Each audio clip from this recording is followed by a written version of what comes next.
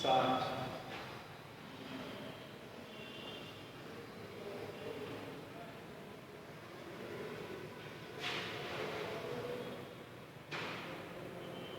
कक्षा 8 का chapter first, जिसमें लास्ट वीडियो में हम पढ़ रहे थे फर्स्ट चैप्टर का एक चरण। फर्स्ट चैप्टर फसल उत्पादन एवं प्रबंधन। फसल उत्पादन एवं प्रबंधन। फसल उत्पादन के लिए किसान द्वारा किए जाने वाले क्रियाकलाप, जिन्हें हम कहा था कृषि पद्धतियाँ।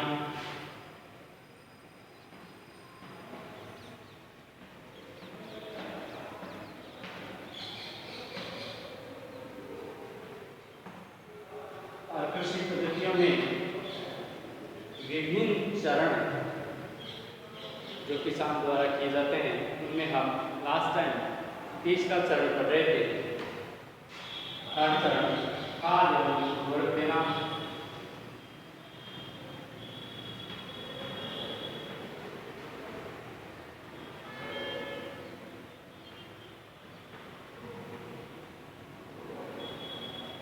खाद और उर्वरक किस प्रकार से दिया गया है, ये लास्ट वीडियो में मैंने डिस्क्राइब किया था। और खाद और उर्वरक में क्या अंतर है, ये भी मैंने आपको बताया था। ये भी बताया था कि उर्वरक की अपेक्षा खाद है वो बहुत ही उपयोगी है। खाद देने के क्या लाभ है, खाद देने के क्या लाभ है, तो अब हम पढ़ेंगे खाद देने के लाभ।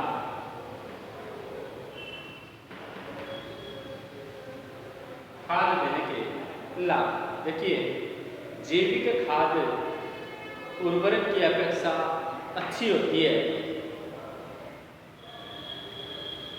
क्योंकि ये मृदा में ह्यूमस की मात्रा को ज़्यादा बढ़ाती है,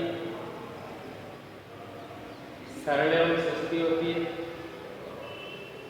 मृदा के अंदर उपस्थित जो पोषक तत्व हैं उनको कोई नुकसान नहीं पहुंचाती है, लंबे समय तक ये वो उपयोगी रहती है। तो इससे खाद के देने के लाभ क्या है? पहला नंबर 1, मृदा की जल धारण क्षमता में वृद्धि होती है। खाद देने से मृदा की जल धारण क्षमता में वृद्धि होती है। दूसरा लाभ, मिट्टी भुरभुरी एवं सहरंद्र हो जाती है। तीसरी बात,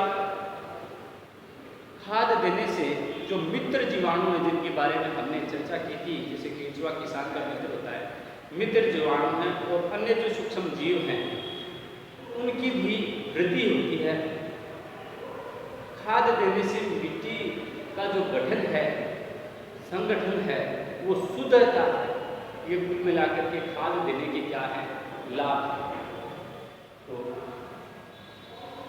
खाद एवं उर्वरक के टॉपिक में हमने खाद और उर्वरक में अंतर पढ़ा, किस प्रकार किसान खाद और उर्वरक खेतों में देता है, ये भी हमने पढ़ा। और मैंने आपको अब बताया है खाद देने के लाभ। तो मैंने आपको 4 प्रॉपर्टीज यानी 4 लाभ खाद देने के बताए हैं। इसके बाद और जो अपना कृषि पद्धतियों का इसी क्रम में चौथा जो चरण है वो पढ़ेंगे सिंचाई।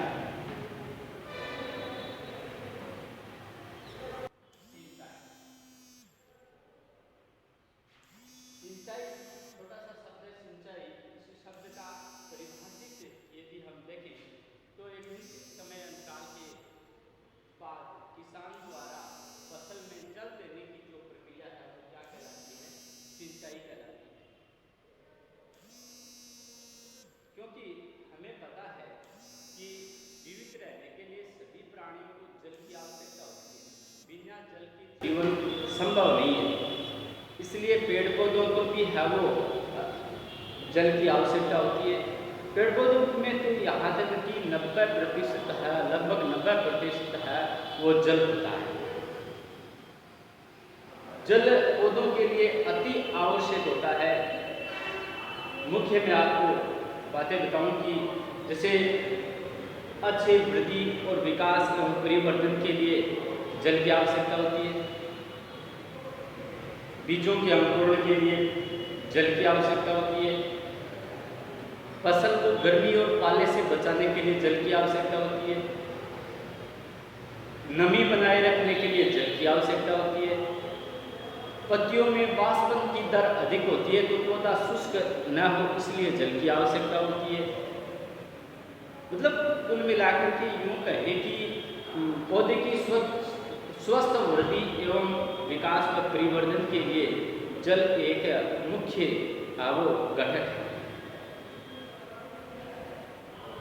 और ये जल जो है वो पौधे को एक निश्चित अंतराल के पश्चात मिलता रहना चाहिए। और निश्चित अंतराल के पश्चात पौधों को जल देने की प्रक्रिया क्या कहलाती है? सिंचाई कहलाती है। निश्चित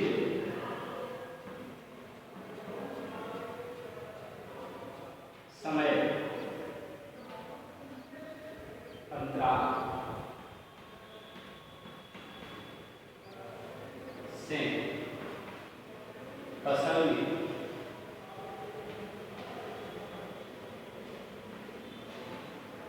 जल देने की प्रक्रिया सिंचाई कहलाती है।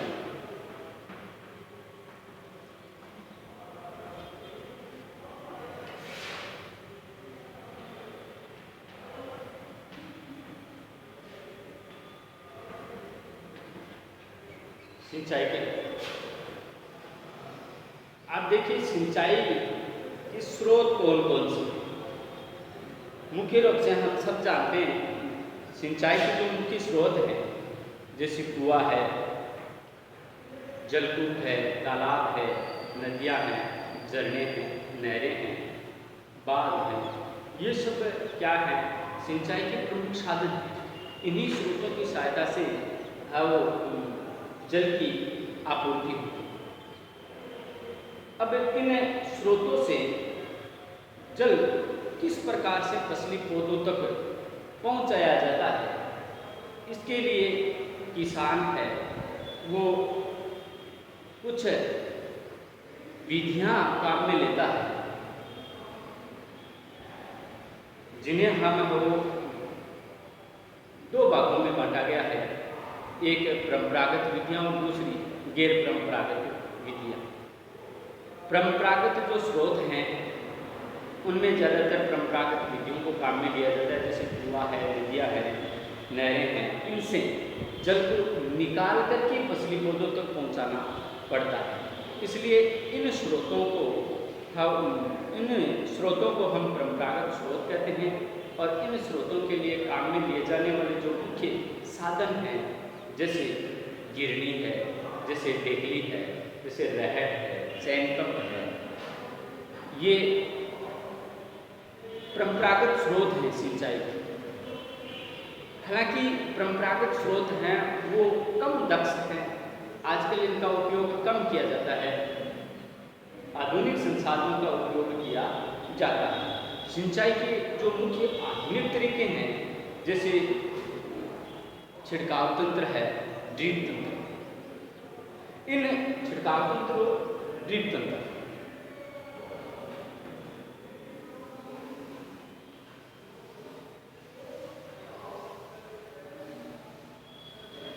सिंचाई के आधुनिक स्रोत।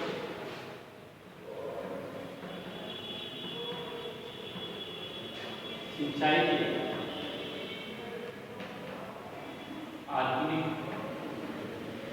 स्रोत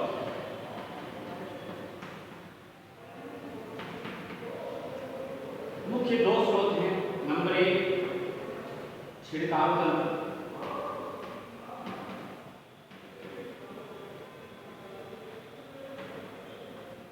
और नंबर 2 ड्रिप तंत्र।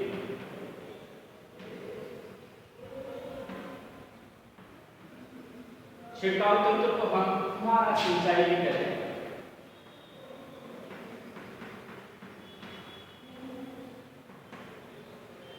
और ड्रिप तंत्र को हम बूंद बूंद सिंचाई कहते हैं।